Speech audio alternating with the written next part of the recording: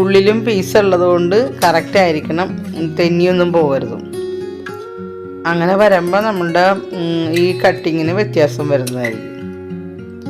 ഓരോന്നേയും ഇതുപോലെ തന്നെ ഓരോ ലൈനും ശ്രദ്ധാപൂർവം മുറിച്ചാൽ മതി. ധൃതി പിടിക്കേണ്ട, സാവധാനം ശ്രദ്ധിച്ച് ചെയ്താൽ മതി. അപ്പം പിന്നെ കുഴപ്പമൊന്നുമില്ല. അതന്നെ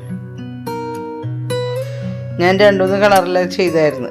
പിള്ളേർക്കൊക്കെ വേണ്ടി തന്നെയുണ്ട്. പിള്ളേർക്ക് അതൊക്കെ ഒരു രസമാണ് ഇത് കാണുമ്പോൾ തന്നെ. അതായത് അങ്ങനെ മുഴുവനും ചെയ്യുക. ഞാനത് കട്ട് ചെയ്തെടുത്ത് അങ്ങനെ കട്ട് ചെയ്ത് കറക്റ്റ്. ഇനി അതൊന്ന് വിടർത്തത് ഉണ്ട്. ഇപ്പോൾ 2 പീസും ഇതുപോലെ കട്ട് ചെയ്ത്.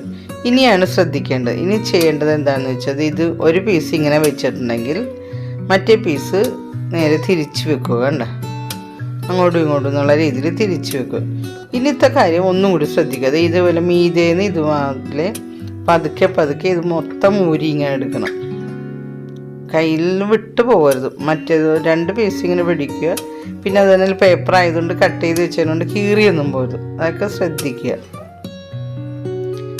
വൈറ്റും ഈ ലൈറ്റ് ഗ്രീനും ഇപ്പോൾ 2 കളറാക്കി നമ്മൾ എടുക്കണം. കണ്ട, ഈ ഭാഗം ഒന്ന് ശ്രദ്ധിച്ചാൽ മതി. പിന്നെയുള്ള കാര്യങ്ങളൊക്കെ എളുപ്പമാണ്.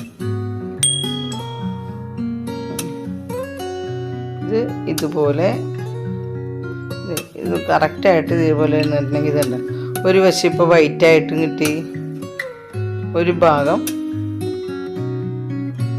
ഇതുണ്ട്. ഇപ്പോൾ ഒരു വശം വൈറ്റായി, ഒരു വശം ലൈറ്റ് ഗ്രീനിൻ്റെ ഭാഗം ഒരു വശം അങ്ങനെ. ഇനി ചെയ്യേണ്ടതെന്ന് വെച്ചാൽ ഇതുണ്ട്, കറക്റ്റൊക്കെ വെക്കുക. അതെല്ലാം ചെയ്തിട്ട് ആദ്യത്തെ ഒരെണ്ണം ഇങ്ങനെ എടുക്കുക. ഒരു ഗ്രീൻ ഒരെണ്ണം എടുത്തിട്ട് ഇതിൻ്റെ വൈറ്റിന് ഉള്ളിൽ കൂടി കടത്തി കൊടുക്കണം. കണ്ട, ആദ്യത്തെ നെയ്ത്ത് ഇതുപോലെ ഉള്ളിൽ കൂടി കടത്തി കൊടുക്കുക.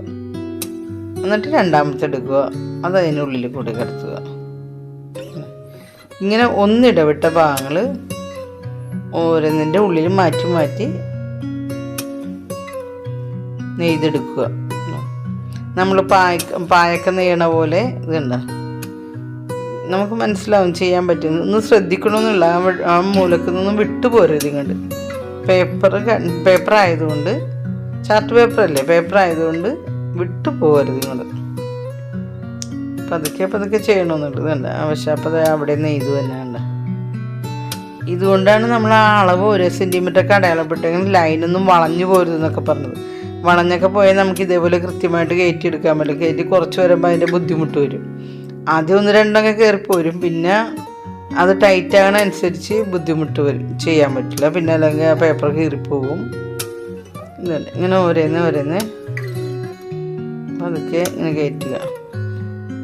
ഇനി അടുത്ത് അതിൻ്റെ ഉള്ളിലേക്ക് ഇങ്ങനെ വെറുതെ വെച്ച് കൊടുത്താൽ മതി. അവസാനത്തെ വെറുതെ അങ്ങനെ വെച്ച് കൊടുക്കുക. തന്നെ ഇപ്പോൾ ഒരു നേരം നമ്മൾ ഓർത്തത് തന്നെ തെറ്റിപ്പോയാൽ പിന്നെ നമുക്കിത് തുറക്കാൻ പറ്റില്ല. തെറ്റിപ്പോയാലും വിട്ടുപോയാലൊക്കെ ഇല്ലെങ്കിൽ ക്ലിയർ ആയിട്ടുണ്ടെങ്കിൽ വരും. അതായത് അടുത്തത് ഇങ്ങനെ ഇപ്പോൾ ഗ്രീൻ പുറത്ത് വന്നു, ഇനി അതിനുള്ളിലേക്ക് പോയി. കണ്ട, ഇങ്ങനെ ഓരോന്ന് ഇപ്പോൾ മനസ്സിലായില്ലേ കാണുന്ന? ഇങ്ങനെ ഓരോന്ന് മാറ്റി ഒന്നിടവിട്ട് ഇങ്ങനെ കട്ട ചെയ്ത് കൊടുക്കുക. ഓരോ കട്ടകളായിട്ട് നെയ്ത് ചെയ്ത് വരും. കണ്ട, ഇതൊക്കെ നമ്മൾ ചെയ്യണം. അങ്ങനെ ചെയ്താലേ പറ്റുള്ളൂ. അതുപോലെ കുട്ടികൾക്കൊക്കെ ഉണ്ടെങ്കിൽ നിങ്ങളുടെ പിള്ളേർക്ക് ഇതൊക്കെ ക്രാഫ്റ്റൊക്കെ ഇഷ്ടമുള്ളവർക്കൊക്കെ ഒന്ന് ഷെയറൊക്കെ ചെയ്ത് കൊടുക്കുക. അപ്പോൾ അവർ ചെയ്ത്, നമുക്കിപ്പോൾ നമ്മൾ ചെയ്തില്ല, ഇപ്പോൾ കണ്ണവർ ചെയ്തില്ലെങ്കിലും മറ്റുള്ള പിള്ളേർക്കും മക്കൾക്കൊക്കെ പേരക്കിടാങ്ങൾക്കും മക്കൾക്കൊക്കെ ഇഷ്ടമുണ്ടെങ്കിൽ അവർക്കൊക്കെ ഒന്ന് ഷെയർ ചെയ്ത് കൊടുത്താൽ പിള്ളേർക്കൊക്കെ ബോറടിയൊന്നും ഉണ്ടാവില്ല. ഇപ്പോൾ അവർക്ക് വെറുതെ ഇരിക്കുന്ന സമയത്തൊക്കെയല്ലേ, ഇനിയിപ്പോൾ വെക്കേഷനും കാര്യങ്ങളൊക്കെ തുടങ്ങുന്നതാണ്. പിന്നെ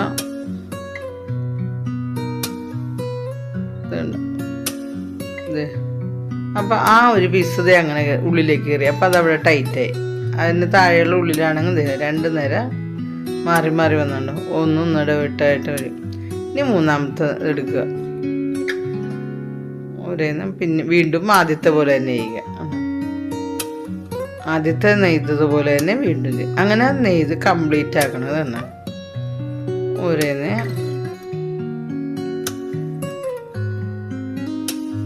കംപ്ലീറ്റ് ആക്കി ചെയ്യുക. അവസാനം വരുമ്പോൾ ഒന്ന് ശ്രദ്ധിക്കണം. എന്നിട്ട് തിക്കി കൊടുക്കുക. ഉണ്ട്. ഇപ്പോൾ ചെയ്ത് ഇത് ഒരെണ്ണം ബാക്കി വരും. അപ്പം നമുക്കത് കട്ട് ചെയ്ത് മാറ്റാം. കട്ട് ചെയ്ത് മാറ്റിയിട്ട് അവിടെ ഗ്യാപ്പ് കൂടുതൽ വരുമെന്നുണ്ടെങ്കിൽ നമുക്കത് ഉള്ളിൽ കൂടി ഒരൊറ്റ പീസായിട്ട് അതൊന്ന് ലെവൽ ചെയ്ത് ഒന്ന് അഡ്ജസ്റ്റ് ചെയ്ത് കൊടുക്കുക. അതൊക്കെ നമ്മൾ സ്വയം ഒന്ന് അഡ്ജസ്റ്റ് ചെയ്ത് കൊടുത്താൽ മതി. ചിലതിന് വരില്ല, ചിലതിൽ വരും. അത് ഒരു പീസ് വരും ബാലൻസ്.